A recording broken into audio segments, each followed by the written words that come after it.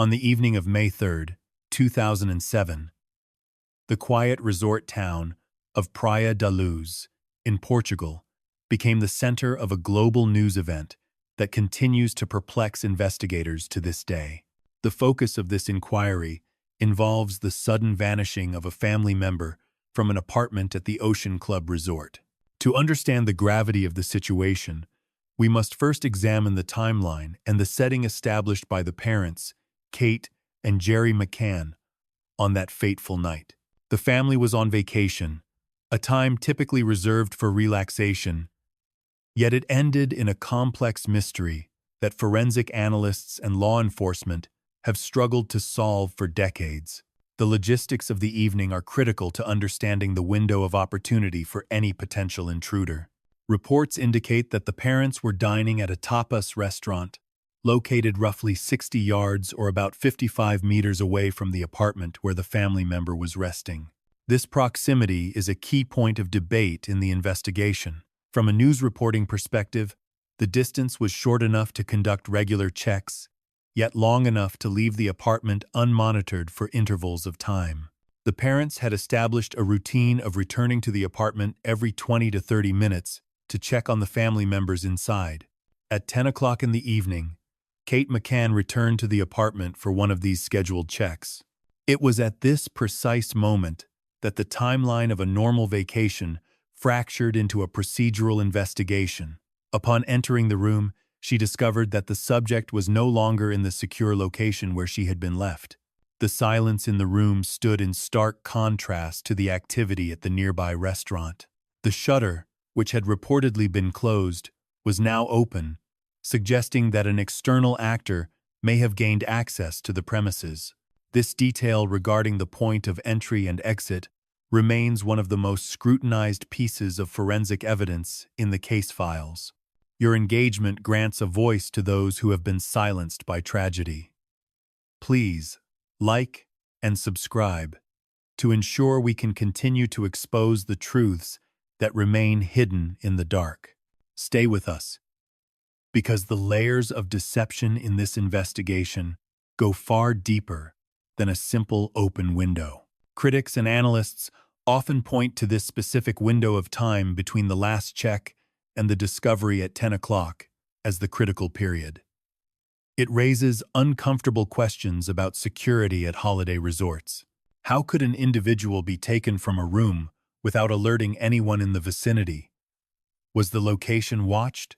The absence of the daughter was not immediately met with the sound of a struggle or a disturbance, which has led investigators to consider various theories regarding how the removal was executed so quietly. The term abduction is frequently used in media, but for the purpose of objective analysis, we refer to this as the taking or the vanishing, as it describes the sudden absence without assuming the specific methodology of the crime.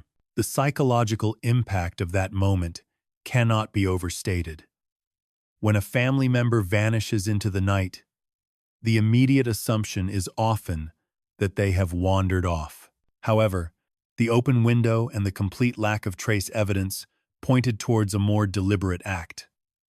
The narrative of the parents suggests they immediately recognized the severity of the situation. They did not assume the daughter had simply walked away. The circumstances implied an external intervention. This realization marked the beginning of what would become the most high-profile missing person case in modern history. From an investigative standpoint, the layout of the apartment offered a strategic advantage to anyone familiar with the resort. It was a ground-floor unit, accessible from the street, which creates a significant vulnerability. Security experts reviewing the case file have noted that the location was essentially soft, meaning it lacked the rigorous access controls one might expect in a high-security facility. This accessibility is a crucial factor when analyzing how a stranger could approach, enter, and leave with a person without being detected by the diners just yards away. As the news broke, the narrative quickly shifted from a local search to an international alert. However, in those first few moments, it was just a mother standing in a silent room, facing the terrifying reality of a missing daughter. The incident at Praia da Luz serves as a grim reminder of how quickly safety can be compromised. The events of May 3rd set in motion a series of procedural steps and missteps that would be analyzed by criminologists for years to come. The question remains, was this a targeted operation by a sophisticated criminal, or a crime of opportunity that exploited a brief lapse in surveillance? Following the discovery at 10 o'clock, the atmosphere at the Ocean Club shifted from leisure to emergency. The immediate response by local authorities has become a subject of intense scrutiny and criticism in the years following the incident. In any case involving a missing person, the first few hours, often referred to as the golden hour, are vital for preserving evidence and securing the perimeter. However, reports from the scene suggest that the initial reaction in Praia da Luz lacked the forensic rigor required for such a complex case. When the Portuguese police, the GNR, arrived, the scene was already compromised. Friends of the family and resort staff had entered the apartment, desperate to help search for the daughter. While well-intentioned, this contamination of the crime scene made the subsequent collection of forensic indicators, such as DNA or fingerprints, incredibly difficult. From a news reporting angle, this is a catastrophic procedural error. A crime scene should be sealed immediately to protect the biological traces that could identify a perpetrator. The lack of immediate preservation allowed for the potential destruction of vital clues that could have pointed to the person responsible for the taking. The scope of the search expanded rapidly, but perhaps not rapidly enough. One of the primary criticisms levied against the investigation is the delay in sealing the borders. In a case where a person is taken, the offender often attempts to leave the jurisdiction as quickly as possible. Analysts argue that a lockdown of the surrounding areas and border crossings should have been implemented within minutes of the report. Instead, hours passed before rigorous checks were established at the Spanish border and local airports. This delay effectively gave any potential criminal a significant head start, allowing them to vanish into the wider European continent before the alarm was fully raised. Furthermore, the language barrier and cultural differences between the British family and the Portuguese authorities created immediate friction. The local police viewed the case through the lens of their standard procedures, which may not have been equipped to handle a high-profile international incident. They initially treated it as a case of a person wandering off, rather than a criminal act. This assumption directed resources towards searching the immediate vicinity, swimming pools, bushes, and local roads, rather than treating the apartment as the center of a potential crime. This misallocation of focus in the early stages is often cited by critics as a reason why the case remains unsolved. The media response was instantaneous and overwhelming. Within days, the face of the missing daughter was broadcast across the globe. While this publicity generated thousands of leads, it also created a chaotic environment for the investigators. The sheer volume of information, much of it false or speculative, overwhelmed the small police force in Praia da Luz. They were inundated with sightings and theories from around the world, making it difficult to separate credible intelligence from noise. This phenomenon highlights the double-edged sword of media involvement in missing person cases. As the days turned into weeks, the tone of the investigation began to change. The sympathy initially felt for the family began to mix with questions about their choices that evening. Why was the apartment left unlocked? Why were the checks not more frequent? These questions, while painful, are standard in any forensic inquiry. Investigators must rule out those closest to the center of the event before expanding the circle. This standard procedure, however, was perceived by the public and the family as an attack, adding a layer of defensive tension to an already tragic situation. The initial search also failed to utilize advanced technology immediately. The reliance on traditional search methods meant that electronic data, such as mobile phone tower pings in the area, was not prioritized instantly. In modern investigations, identifying which mobile devices were active in the vicinity of a crime scene is a standard step. The delay in acquiring this data meant that digital footprints, which could have identified a stranger or a suspect in the area, were potentially lost or overwritten. This technological lag further exemplifies the gap between the resources available and the resources required to solve the vanishing. Ultimately, the immediate response to the disappearance was defined by confusion and a lack of coordination. The failure to secure the scene, the delay in closing escape routes, and the friction between the family and the police created a perfect storm of errors. These initial missteps set the trajectory for a case that would spiral into a labyrinth of conflicting theories and dead ends. The daughter was gone, and the system designed to find her seemed to be failing at every turn. This failure forced the family to look beyond the authorities, seeking answers in the shadows of private investigation and unconventional methods. As the initial shock of the disappearance began to settle into a grim reality, a palpable tension emerged between the family of the missing individual and the local authorities tasked with the investigation. Observers and crime analysts have long noted that the disparity in resources between a small local police force and the requirements of a major international inquiry can be catastrophic. In the quiet parish of Praia da Luz, the local constabulary was accustomed to handling minor tourist disputes and petty thefts, not a complex case involving a vanished person with no apparent trace. This gap in capability became a central point of frustration for the parents, who felt that every passing second, without a sophisticated response, decreased the likelihood of a safe return. The family's growing desperation was fueled by what they perceived as a lack of urgency and procedural rigor. Reports from the time indicate that the parents were deeply concerned that the local investigators did not possess the necessary manpower or technical equipment to conduct a search of the required magnitude. While the local officers were undoubtedly dedicated, the sheer scale of the task monitoring borders, analyzing forensic data, and managing a global media storm overwhelmed their operational capacity. This situation highlights a critical flaw, often seen in cases that occur in holiday resorts. The infrastructure of the location is designed for leisure, not for high-stakes crisis management.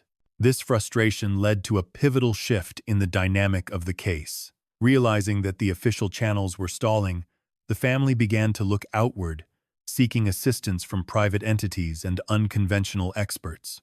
It is a common psychological response in such traumatic scenarios.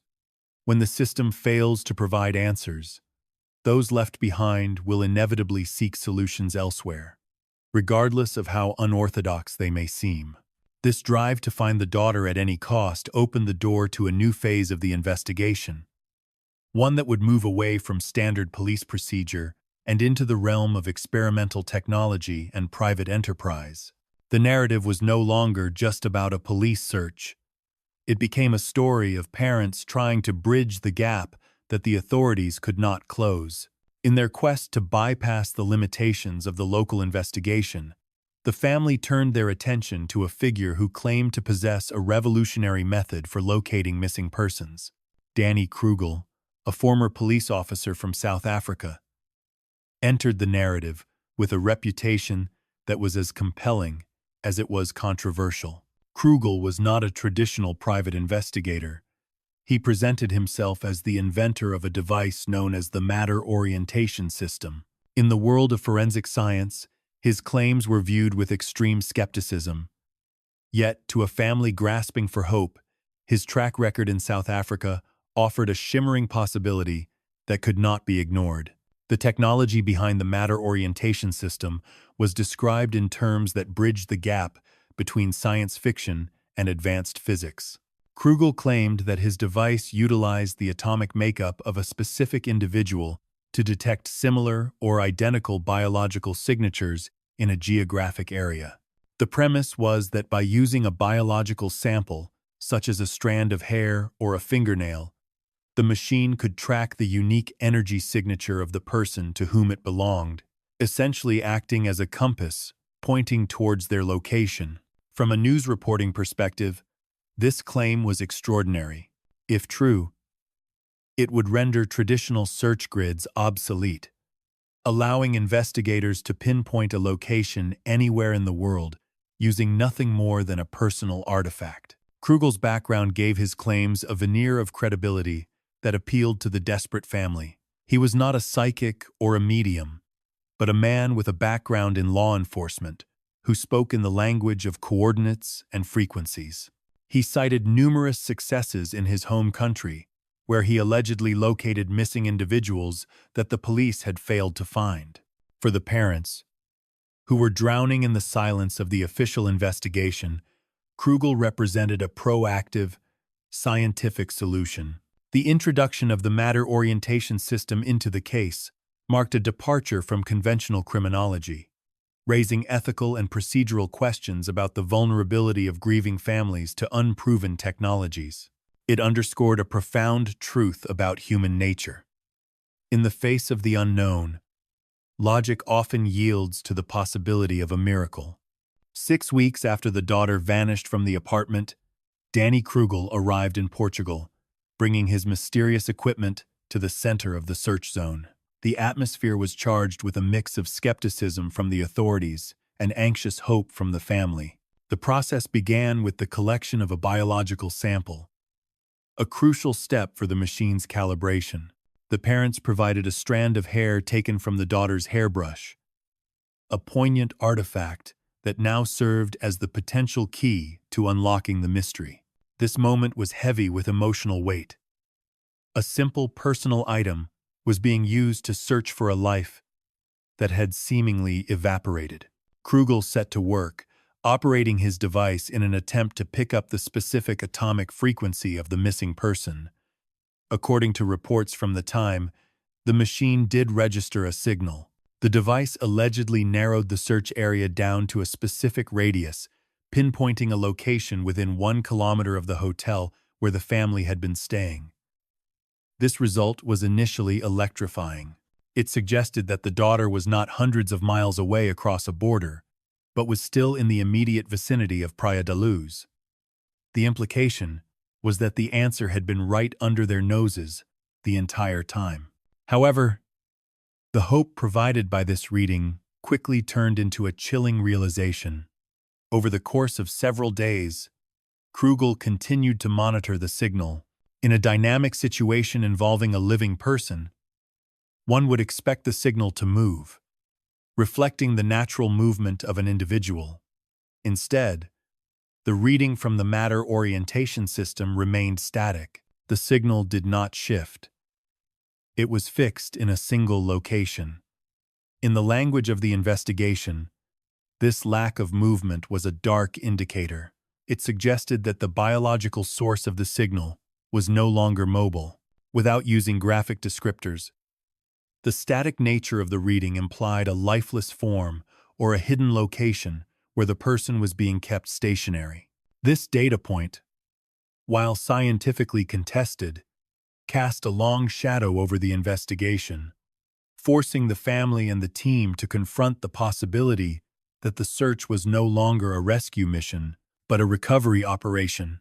The static signal became a haunting symbol of the case, a precise location that yielded no answers, only more silence. The investigation into the vanishing at Praia da Luz underwent a seismic shift, following the inconclusive, yet unsettling findings of Danny Krugel. While the static signal from the matter orientation system was dismissed by some as pseudoscience, it prompted the Portuguese authorities, in collaboration with British law enforcement, to introduce a more tangible forensic tool, highly specialized search canines. This marked a turning point where the narrative moved from a search for a missing person to a potential criminal inquiry involving biological markers. These were not ordinary police dogs. They were trained specifically to detect microscopic traces of human material that are invisible to the naked eye. The introduction of these animals changed the atmosphere of the investigation entirely. The hypothesis of the local police began to darken, moving away from the idea of a stranger taking the missing person and pivoting toward a theory that the answer lay within the family's own circle. The dogs were brought into the apartment where the family had stayed, and their reactions would become the cornerstone of a controversial new direction in the case. According to reports, the canines alerted to specific areas within the apartment and, later, to the family's rental vehicle. In the sterilized language of forensic reporting, the dogs detected biological traces or forensic indicators. It is important to note that such alerts, while significant, are not definitive proof of a crime. A transfer of biological material can occur through innocent means. However, for the investigators under immense pressure to solve the case, these alerts were interpreted as evidence of a fatal event having occurred within the residence. This interpretation led to a shocking procedural development. The parents, previously viewed as victims of a terrible tragedy, were formally named as arguidos, or official suspects. This development was a devastating blow to the family. From an analytical perspective, this shift represents a common phenomenon in high-profile investigations known as tunnel vision. Once the authorities locked onto the theory suggested by the canine alerts, resources were diverted away from external leads and focused intensely on the parents. The media frenzy that followed was unrelenting. The narrative transformed from one of sympathy to suspicion. The parents were subjected to intense interrogation, forced to defend their actions on the night of the vanishing, while simultaneously grieving the loss they had sustained. Critics of the investigation argue that the reliance on the canine evidence was flawed. Forensic experts have often pointed out that dogs can be wrong, and that biological breakdown markers can linger from previous occupants or innocent accidents. Yet, the damage was done. The focus on the parents consumed valuable time and resources, potentially allowing the real timeline of events and any external actors involved to slip further into obscurity. The psychological toll of being accused of involvement in the loss of one's own family member, while actively searching for them, added a layer of cruelty to the case that few can comprehend. While the authorities were focusing their lens inward on the family, a significant external lead was arguably neglected. A lead that pointed toward a calculated deception by strangers operating in the area. In the days leading up to the vanishing, multiple witnesses reported the presence of a group of men acting as charity collectors. These individuals were going door to door, claiming to collect funds for a charitable institution in a nearby village. Subsequent checks revealed a chilling fact: no such orphanage existed. This was a scam, but investigators would later theorize it might have been a cover for something far more sinister than petty theft. The behavior of these men raised red flags that, in hindsight, seem glaring. One specific account detailed an interaction where a collector engaged a resident at their doorstep. According to the witness, the man's attention was not on the potential donor or the conversation about the charity. Instead, his gaze was fixated on the interior of the home, specifically tracking the movements of the family members present. This predatory focus suggests that the charity spiel was merely a pretext to gain proximity and assess the layout of the properties and the presence of specific targets. From a criminological standpoint, this behavior is consistent with the profile of an organized group conducting surveillance. The charity collector ruse allows an intruder to knock on doors, check for occupancy, assess security measures, and identify potential targets without arousing immediate suspicion. The failure of the initial investigation to track down and interview these men is often cited as a critical missed opportunity. While the police were dedicating their energy to the forensic narrative involving the parents, a group of con men with a demonstrated interest in the households of tourists was allowed to fade into the background. The significance of this lead lies in its implication of premeditation. If these men were indeed scouting the resort, it suggests that the taking of the daughter was not a random, impulsive act, but a targeted operation. It challenges the crime of opportunity theory, and aligns with the presence of other suspicious figures seen in the vicinity. The charity collectors represent the dangers of the stranger element, in a vacation setting individuals who blend into the background, exploiting the trust and relaxed nature of tourists to gather intelligence for nefarious purposes. Furthermore, the dismissal of this lead highlights the fragmented nature of the information flow during the critical early days. Witness statements regarding these men were buried under the avalanche of tips and the singular focus on the family. By the time private investigators attempted to revisit this angle months later, the trail had gone cold. The men had vanished just as effectively as the subject they may have been watching. The orphanage that never existed remains a ghostly detail, a symbol of the deception that surrounded the resort during that fateful week. By 2008, the official investigation into the vanishing at Praia da Luz had effectively stalled, leaving a vacuum of answers that was suffocating for the family involved. The Portuguese authorities had shelved the case, and the parents, still living under the cloud of suspicion as formal suspects, found themselves in a position of agonizing powerlessness. The public narrative had shifted from a hunt for a stranger to a scrutiny of the family, a transition that threatened to obscure the primary objective: locating the missing daughter.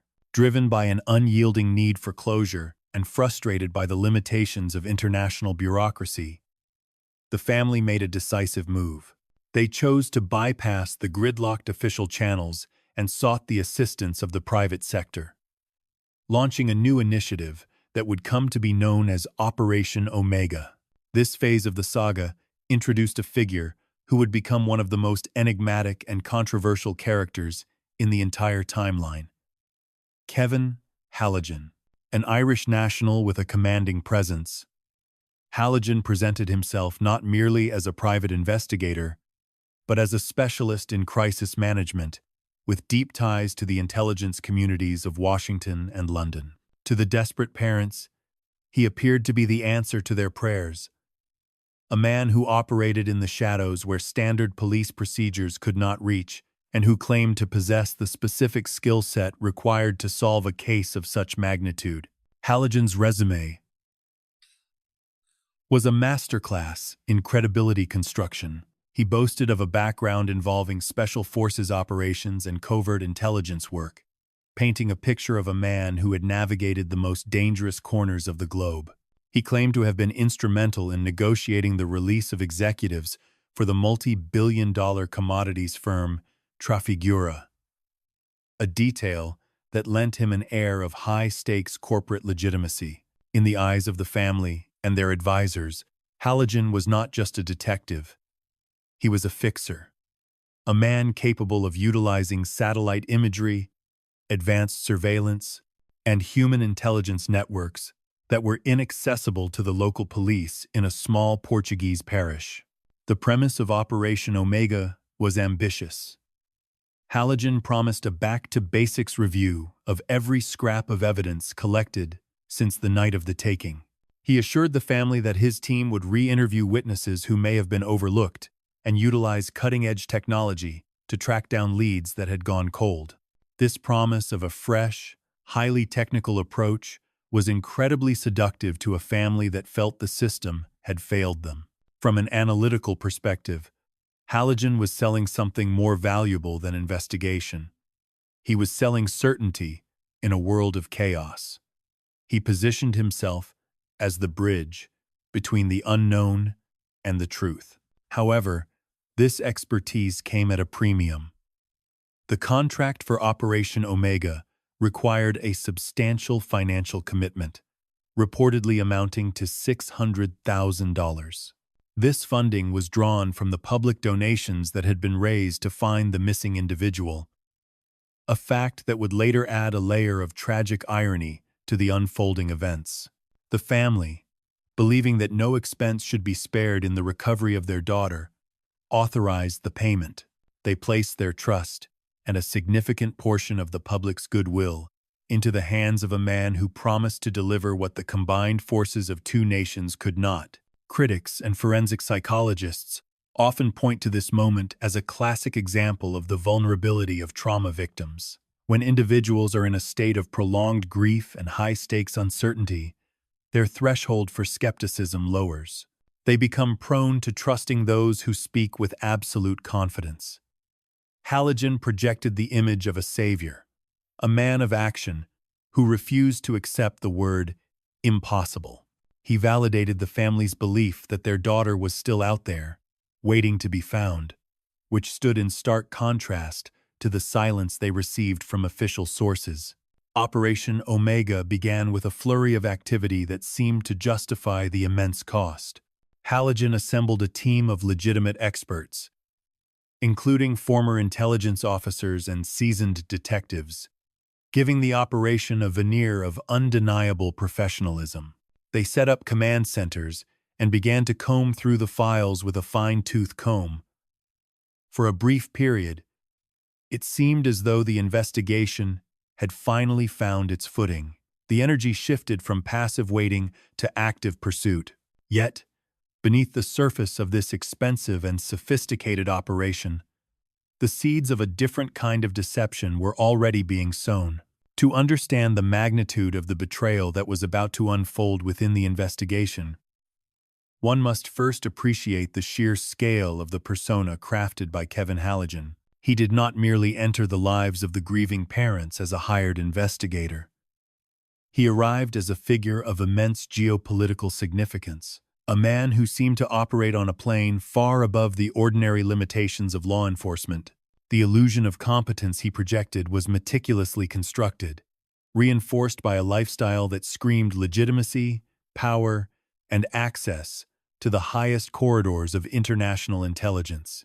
The most striking example of this theatrical existence was Halogen's wedding in Washington, the District of Columbia.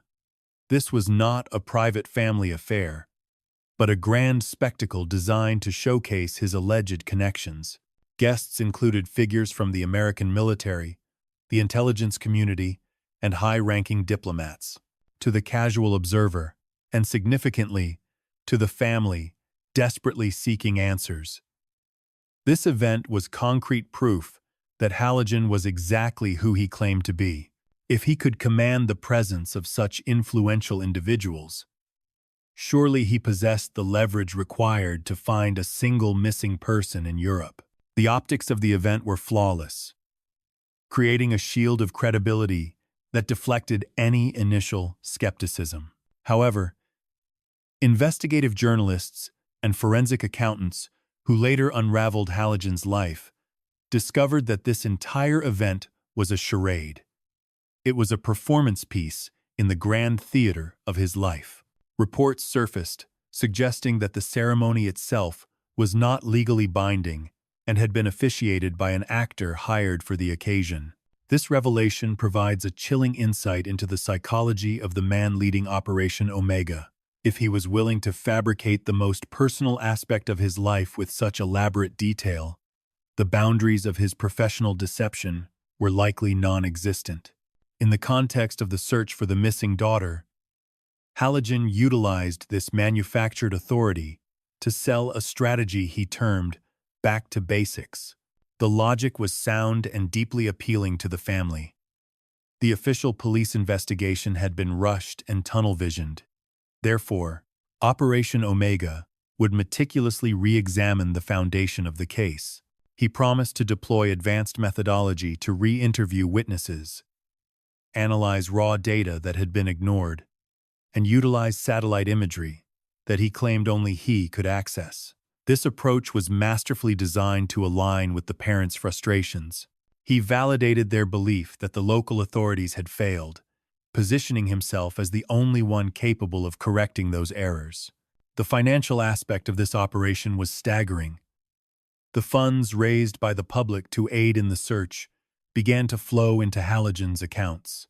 Yet, rather than being allocated strictly to field operations, a significant portion of this capital reportedly fueled an extravagant lifestyle that Halogen claimed was necessary for operational cover. He stayed in the finest hotels, flew first class, and employed a chauffeur, arguing that to catch high-level criminals, one had to move in their circles. Analysts of financial crime often note that this is a hallmark of the long con. The perpetrator spends lavishly to maintain the appearance of success, which in turn convinces the victims to invest even more resources. In this case, the investment was the hope of a family clinging to the possibility of a reunion. Crucially, Halligan was smart enough to surround himself with legitimate talent. He did not work alone. He hired seasoned detectives, former federal agents, and respected forensic experts to staff Operation Omega. These professionals went to work with genuine dedication, chasing leads and compiling reports, largely unaware that their director was a fraud. This layer of authenticity made the deception nearly impossible to detect in real time.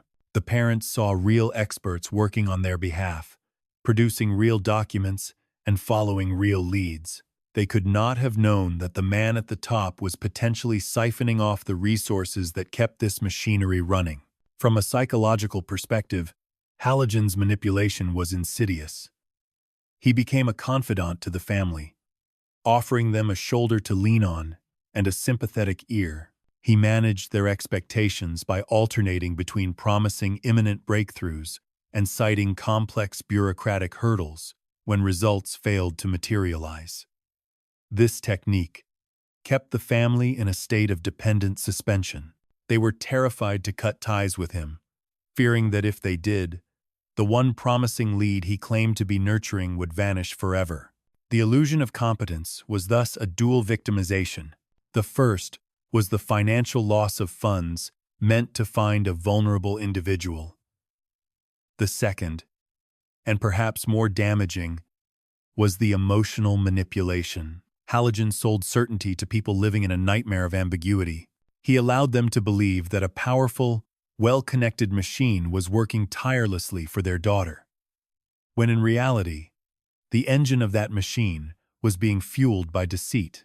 As Operation Omega progressed, the disconnect between the lavish promises made in Washington and the lack of tangible results in Portugal began to widen, setting the stage for the inevitable and painful collapse of the House of Cards. While Kevin Halligan was busy managing the optics of the investigation from high-end hotels, the ground team of Operation Omega, comprised of genuine, seasoned detectives, was making significant strides in a direction that the official authorities had seemingly abandoned. Deep within the labyrinth of witness statements, discarded tips, and local rumors, a specific profile began to emerge. This was not a vague description of a shadow seen in the night, but a tangible lead pointing toward a living, breathing individual who had been present in the vicinity of the resort during the critical window of time. The investigators assigned the moniker George to this person of interest, a name that would become central to the private inquiry's most compelling, yet ultimately frustrating. The identification of George was the result of meticulous cross-referencing between the earlier reports of the fraudulent charity collectors and new intelligence gathered from the local area. For months, the narrative had been dominated by the theory of the parents' involvement, which had acted as a blinder, preventing a thorough examination of the stranger hypothesis. When the private detectives removed this blinder, they found that several independent witnesses had described a man with a striking and consistent physical appearance lurking near the Ocean Club.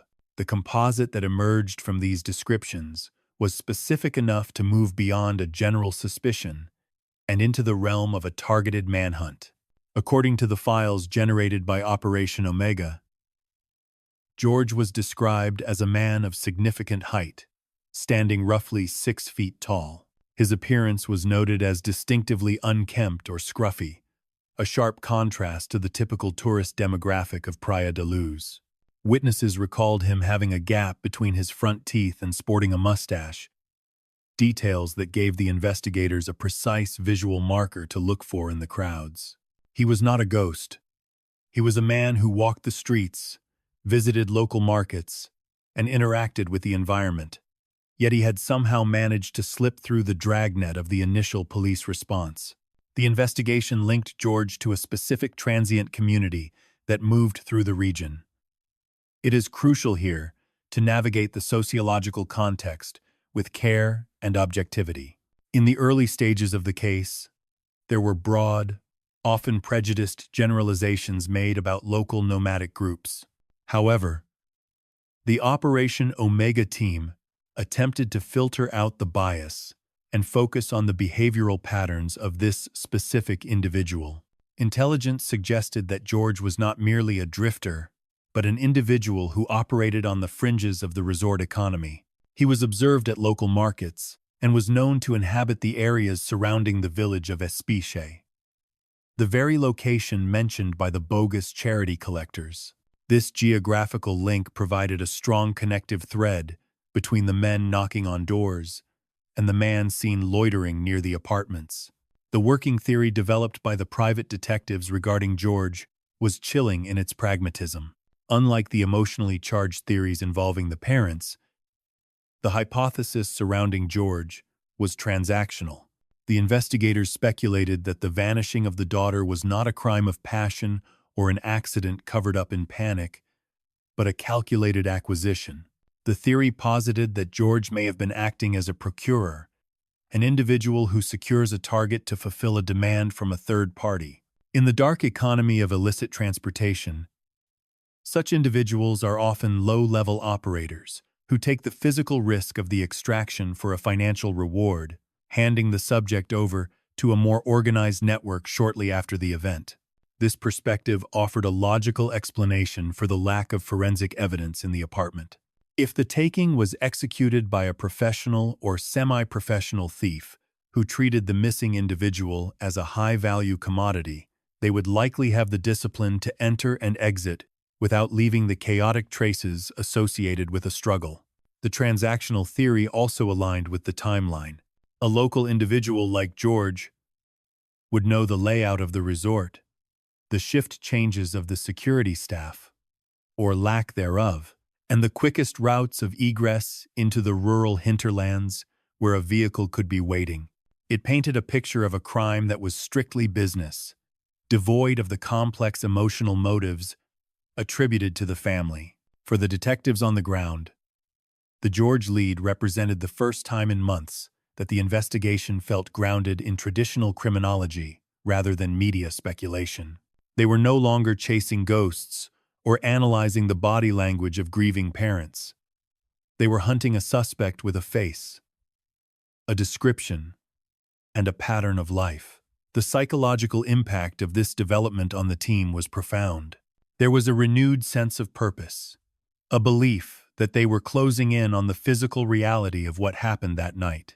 They believed that if they could locate George, they could unzip the entire mystery, tracing the path of the missing party for her taking. However, this optimism was tempered by the difficulty of the terrain. Tracking a transient individual who exists outside the formal system of addresses and employment records is notoriously difficult. George was adept at blending into the background of the daily life in the Algarve. He was visible enough to be remembered, yet elusive enough to avoid capture. As the team prepared to move from identification to surveillance, they were acutely aware that they were operating in a race against time. Every day that George remained free was another day that the trail of the missing daughter grew colder. The hunt for him became a high-stakes game of cat and mouse, played out in the dusty back roads and bustling market squares of Portugal, with the detectives convinced that this scruffy, gap-toothed man held the key to the entire tragedy. The identification of the suspect, known as George, marked a transition in the investigation, from theoretical profiling to active pursuit. However, for the detectives of Operation Omega to proceed with the necessary legal and operational authority, they required more than just a circumstantial link between a transient individual and a fraudulent charity scheme. They needed a direct connection to the night of the event. This necessity brought the focus back to one of the most scrutinized figures in the entire case, Jane Tanner. Jane Tanner was one of the individuals dining with the parents on that fateful evening. She held a unique and burdensome position in the narrative of the vanishing. Unlike the others, who had seen only an empty bed or a silent room, Tanner claimed to have witnessed the crime in progress, albeit unknowingly at the time. Her testimony described a man walking away from the apartment complex, carrying what appeared to be a motionless figure or a bundle dressed in distinctive night attire. For months, this sighting was the anchor of the external intervention theory, yet it lacked a face. Tanner had described the man's clothing and gait, but had been unable to provide a detailed facial composite that led to an arrest. The private investigators approached Tanner with the new intelligence they had gathered regarding George. This was a high-stakes procedure. In the realm of forensic psychology, eyewitness identification is notoriously fragile, especially when conducted months after the fact. The memory of a traumatic event can degrade or be influenced by the desire to find a resolution. The detectives were aware that showing Tanner a photograph of George carried the risk of confirmation bias, the psychological tendency to force a match where one might not exist, simply because the brain craves an answer. Despite these risks, the team presented the surveillance images and sketches of George to Tanner. The reaction, according to reports from the Operation Omega files, was immediate and visceral. Upon viewing the image of the scruffy, gap-toothed man who had been stalking the resort, Tanner reportedly broke down. She identified him not with hesitation, but with an emotional certainty that stunned the investigators. She pointed to the image and confirmed that this was the individual she had seen striding away into the darkness on the night of the taking. This confirmation was the smoking gun the private investigation had been desperate to find. It bridged the gap between the suspicious charity collector activity and the actual removal of the daughter from the apartment. In the eyes of the team, George was no longer just a scammer or a lurker. He was the man who had physically carried the missing individual away. Tanner's identification provided a narrative cohesion that had been missing. It aligned the timeline of the parents' checks with the movement of a specific suspect who matched the description of the man seen by other witnesses in the days prior. However, from an analytical perspective, this moment requires careful deconstruction. Legal experts and criminologists often argue that such identifications must be treated with caution. Tanner had seen the man in low light, for a fleeting moment, without realizing the significance of what she was seeing until later. The question remains, did she truly recognize George? Or did George simply fit the generic template of the villain that the human mind constructs in the aftermath of a tragedy? Was her reaction a recognition of a memory, or a release of the immense pressure she had been under to provide a lead? Regardless of the psychological nuances, the operational impact of this identification was absolute. For the parents, this was a moment of profound validation. For months, they had faced accusations and skepticism, with the official police force casting doubt on the very existence of an intruder. Now, they had a witness, a friend who had looked into the face of a known criminal element and said, "That is him." It shifted the emotional weight of the case. The narrative was no longer about a mysterious, invisible force. It was about a specific man with a specific face who could be tracked, caught, and interrogated. The identification energized Operation Omega. The team felt they were no longer groping in the dark, but were hot on the heels of a perpetrator. The resources were immediately reallocated to focus entirely on locating George. The strategy shifted from a broad information-gathering mission to a targeted manhunt. They believed that if they could find this man, they would find the daughter. The tragic irony, however, was that this surge of hope was built on a foundation that was already beginning to crack. While Tanner's identification felt definitive in the moment, it set the investigation on a singular path that would ultimately lead to a confrontation with the harsh realities of the criminal underworld and the limitations of private justice. The certainty of that afternoon would soon face the test of the field, where clear answers are rarely as simple as pointing a finger at a photograph. Following the emotional identification by the eyewitness, the investigation shifted gears from passive information gathering to active field operations. The objective of Operation Omega was clear: to locate the man known as George and determine his connection to the vanishing of the daughter. This phase of the inquiry represented the most dynamic and high-stakes period of the private investigation, moving the narrative from the theoretical discussions in boardrooms to the dusty, unpredictable streets of the Algarve. The detectives, utilizing their background in covert surveillance, initiated a tracking operation designed to monitor the movements of the suspect without alerting him to their presence. The surveillance operation began with high expectations.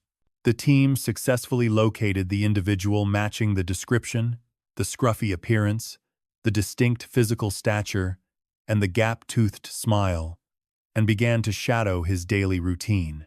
For a brief window, it appeared that the investigation was on the verge of a breakthrough. The detectives observed his interactions, his loitering habits near tourist hubs, and his movement patterns through the local markets. However, it quickly became apparent that George was not merely a destitute drifter, aimlessly wandering the town. His behavior exhibited a level of sophistication that startled the seasoned investigators trailing him. According to the operational reports, the suspect displayed a remarkable degree of situational awareness. In the world of intelligence and law enforcement, this term refers to an individual's ability to intuitively detect when they are being watched or followed. While the surveillance team believed they were operating relatively covertly, George began to make erratic movements designed to test if he had a tail. He would abruptly change direction, stop suddenly to check reflections in shop windows, or double back on his own path. These are not the actions of an innocent bystander. They are the calculated maneuvers of someone who is accustomed to evading authority and who understands the mechanics of pursuit. The cat-and-mouse game reached its climax in a frustrating and definitive encounter. The surveillance team, attempting to close the distance to gather more concrete intelligence, was outmaneuvered. The suspect, realizing the net was tightening, forced the following team into a tactical disadvantage. He led them through a labyrinth of narrow, winding streets, territory he knew intimately, and ultimately guided them into a physical dead end. By the time the investigators navigated the obstruction, the man known as George had vanished. He had utilized the terrain to break the line of sight and disappear into the fabric of the local community. This evasion was a significant analytical data point. It suggested that George possessed a criminal history, or at least a set of skills consistent with someone who operates in the shadows of the law. The successful evasion left the team with a hollow victory.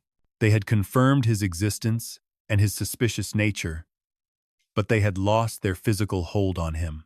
In the aftermath of this failure, the investigators were left to construct a theory of the crime based on the profile they had built. The prevailing hypothesis developed by the team was grim and transactional. They theorized that the taking of the daughter was not a random act of chaos, but a chance acquisition with a specific, darker intent. The analysts posited that the suspect, potentially acting as a predator or an intermediary for others, had seized an opportunity presented by the unlocked apartment. The motivation, they believed, was rooted in intentions of a darker nature involving the exploitation of a specific target. This theory moves away from the idea of a personal vendetta or a family accident and places the blame squarely on an external offender who viewed the individual not as a person but as a commodity to be taken. However, the team also had to grapple with the question of why the daughter was never found or moved across the border. The liability theory emerged as the most plausible explanation for the tragic silence that followed the event. The immense and immediate media coverage that exploded after the vanishing acted as a double-edged sword. While it raised awareness, it also made the missing person the most recognizable face on the planet. The investigators speculated that the offender or offenders quickly realized that transporting the target was impossible. The risk of detection was too high. In this darkened narrative, the team hypothesized that the situation escalated to a fatal outcome shortly after the taking. The theory suggests that to eliminate the liability, the life of the daughter was ended, and the lifeless form was concealed in a remote location or a place of difficult access, such as a sewer system or rough terrain near the coastline. This conclusion implies that the daughter was not trafficked internationally, but rather that the tragic loss occurred within the immediate vicinity of Praia da Luz. This perspective offers a sobering assessment of the case.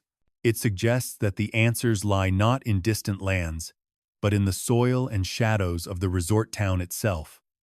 For the detectives of Operation Omega, the George lead was the most credible line of inquiry they possessed. His evasion, coupled with the charity collector link, painted a picture of a localized criminal element that struck when the opportunity arose and then retreated into the silence of the landscape. The failure to apprehend him remains one of the great what-ifs of the investigation, a dead end that echoes with the possibility of what might have been discovered had the pursuit ended differently. The realization that a promising lead was lost due to a momentary lapse in surveillance is a haunting reminder of the fragility of justice in the real world. Just as the investigation into the mysterious figure known as George reached its most critical phase, the ground beneath Operation Omega began to crumble. The detectives on the ground felt they were closing in on a breakthrough. The identification of the suspect by the eyewitness had provided a definitive target, and the surveillance teams were actively working to reacquire the trail of the man who had evaded them in the winding streets. The momentum was palpable. For the first time in the long and agonizing search, it seemed that the private inquiry was about to succeed where the official authorities had failed. However, this progress was about to be halted not by a lack of evidence, but by a devastating betrayal from within the very leadership of the operation. The first signs of the impending collapse were financial. The intricate machinery of a private investigation requires significant capital to function. Surveillance teams, travel logistics, and specialized equipment all come at a high cost. The family had entrusted a colossal sum, reported to be $600,000, to Kevin Halligan to fund these efforts. Yet, whispers of unpaid bills and stalled transfers began to circulate. The man tasked with finding the missing daughter was becoming increasingly elusive, not just to the media, but to his own business partners. The situation reached a breaking point when Tim Craig Harvey, Halligan's business partner and a key figure in the logistical side of the operation, attempted to access their shared office. In a moment that signaled the end of the endeavor, the physical barrier was a stark manifestation of the deception that had been festering for months. It was discovered that the rent for the operational headquarters had not been paid. Despite Halligan's assurances, this red flag triggered an immediate and frantic internal audit, which revealed a reality far more disturbing than simple mismanagement. Craig Harvey and the family's advisors soon uncovered that the war chest of funds, money raised by the public and donated by well-wishers desperate to see the daughter returned, had been significantly depleted. The balance of the money was unaccounted for. Instead of being channeled into the hunt for George, investigations revealed that vast amounts had been siphoned off to maintain Halligan's facade of high-status legitimacy. The realization was sickening. The resources meant to save a life were being used to fund a lifestyle. As the scrutiny on Halligan intensified, the carefully constructed mythology of his life began to unravel with shocking speed. The superspy persona, built on claims of covert operations in global hotspots and deep connections with intelligence agencies, was exposed as a fabrication. The most surreal example of this deception was the revelation regarding his lavish wedding in Washington. What had been presented as a gathering of the elite, complete with military brass and intelligence officials, was exposed as a sham. Reports confirmed that the ceremony itself had been conducted not by a legal official, but by a hired actor. The entire event was a theatrical production designed to cement his credibility and charm those around him into a false sense of security. The betrayal extended to his professional accolades as well. While Halogen had claimed credit for high-level negotiations involving the firm Trafigura, digging revealed a history of fraud and deceit. He was not a savior. He was a deceptive individual who had recognized the vulnerability of the grieving family and exploited it for personal gain. He had sold them a dream of a highly technical, aggressive investigation, while in reality, he was managing a scheme that prioritized his own image over the recovery of the missing individual. The psychological impact of this revelation on the parents was catastrophic. They had placed their absolute trust in Halogen, believing his confidence and his promises when the rest of the world had turned against them. To learn that this trust had been weaponized was a double victimization. They were already grappling with the silence of their lost daughter. Now, they had to contend with the noise of a public scandal involving the very funds meant to find her. The hope that had been ignited by the identification of George was extinguished not by the suspect's cunning, but by the greed of the man hired to catch him. With the exposure of the fraud, Operation Omega effectively disintegrated. The team of investigators, many of whom were dedicated professionals unaware of Halogen's duplicity, were forced to stand down. The leads they had cultivated, including the vital pursuit of the suspect George, were left suspended in the air. Without funding and leadership, the hunt for the man in the sketches went cold. The George lead, which had been the most promising avenue in the entire case, was abandoned. Not because it was proven wrong, but because the mechanism to pursue it had been destroyed from the inside. The collapse of Operation Omega serves as a tragic reminder that in the chaotic aftermath of a vanishing, the predators are not always the ones lurking in the dark. Sometimes, they are the ones standing in the light, promising to help. The collapse of Operation Omega was not merely a financial failure. It was the implosion of a grand illusion that had captivated a desperate family and stalled a critical investigation.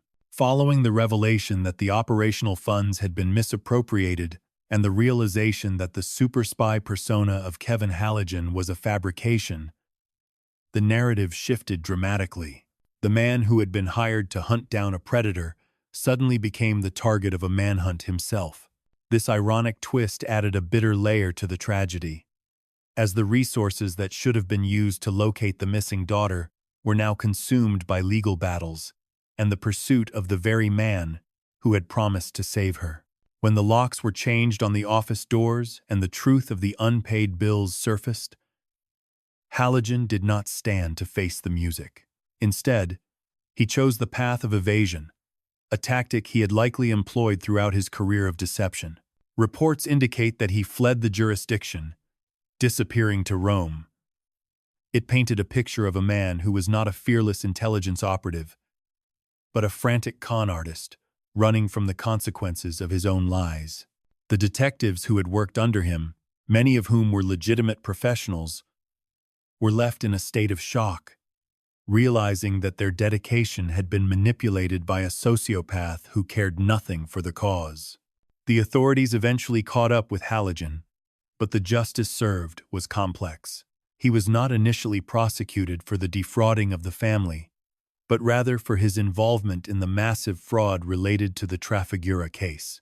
He was extradited and ultimately served a prison sentence for these financial crimes.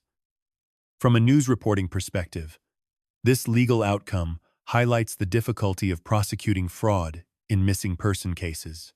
The emotional manipulation he inflicted on the parents, the false promises, the fake leads, the manufactured hope was difficult to quantify in a court of law. Yet it was arguably the more damaging crime. He had stolen time, the one resource that can never be recovered in an abduction investigation.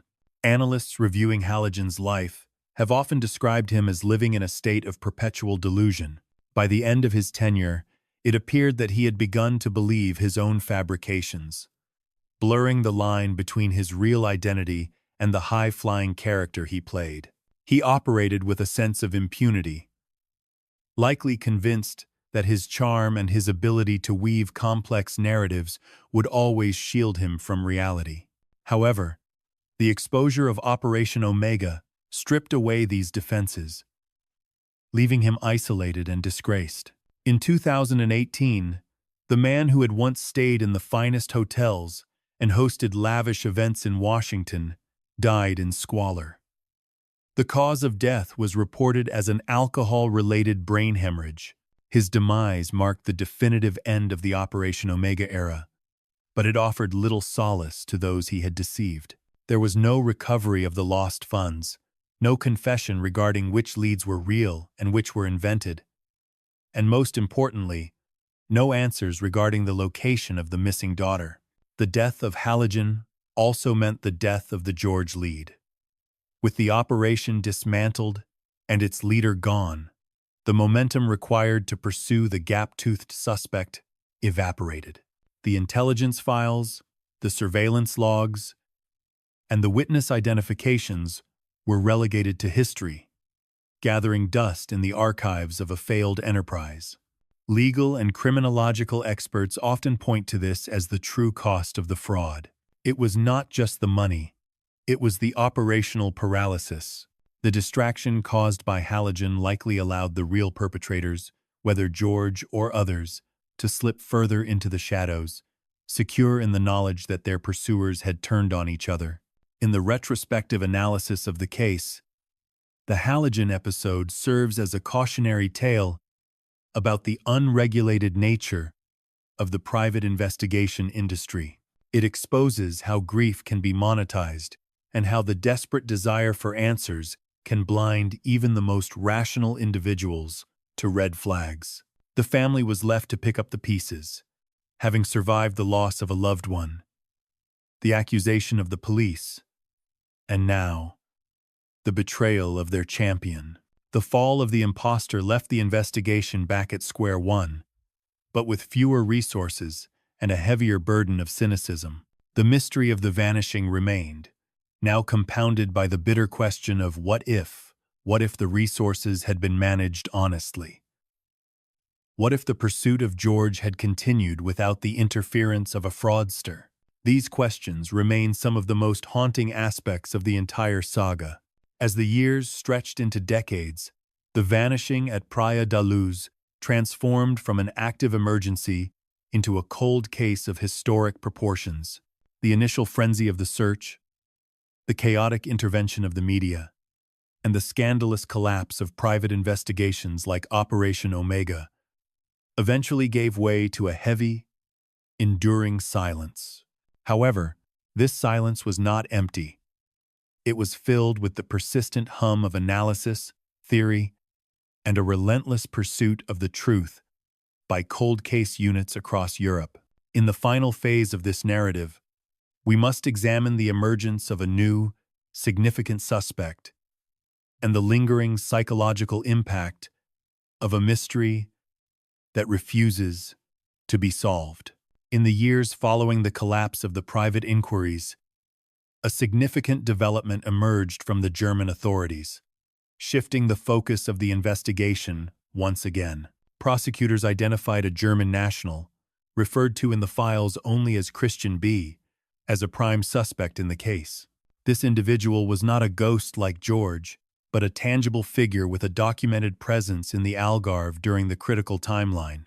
Records indicated that he had been living a transient lifestyle in the region, residing in a camper van and distinct properties near the Ocean Club Resort.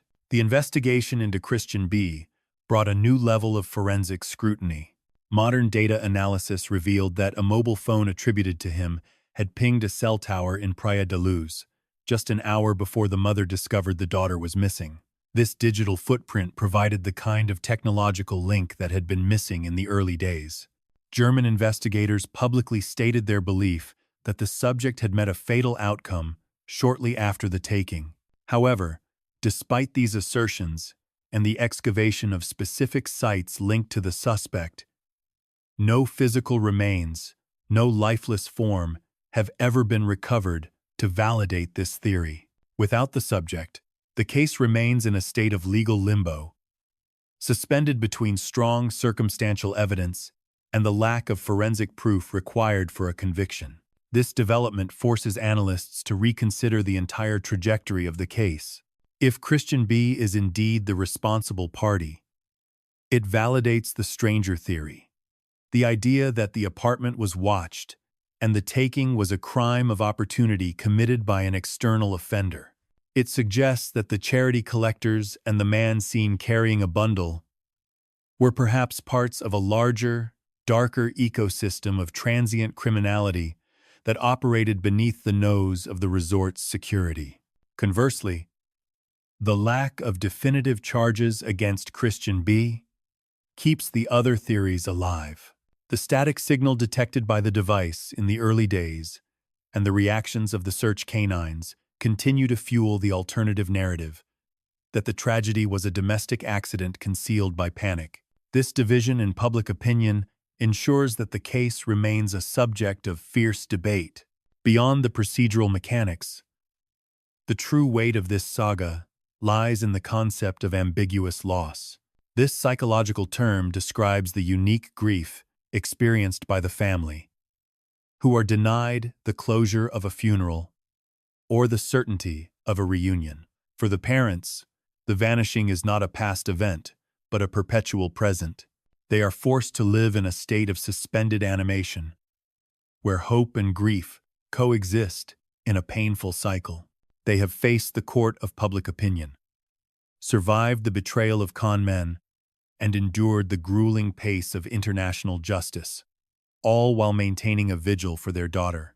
From a news reporting perspective, the case serves as a grim benchmark for how the world handles missing person inquiries. It highlighted the critical importance of the golden hour, the dangers of media saturation, and the vulnerability of victims to secondary exploitation. The failures of the initial response in Praia da Luz have become case studies in police academies, teaching future investigators how not to manage a crime scene. The legacy of the case is written in the changes to cross-border cooperation and the alert systems now used to broadcast missing person reports across the continent. In conclusion, the story of the vanishing is a tragedy without a final act. It is a forensic puzzle that lacks the final piece. Whether the answer lies in the hands of a German criminal, in the silence of the parents, or in the forgotten memory of a witness who never came forward, the truth remains obscured. We are left with the image of an open window and a silence that echoes around the world. As we close this file, we extend a respectful wish that one day the silence will be broken, and the subject of this immense search will finally be accorded the dignity of an answer. Until then, the investigation continues.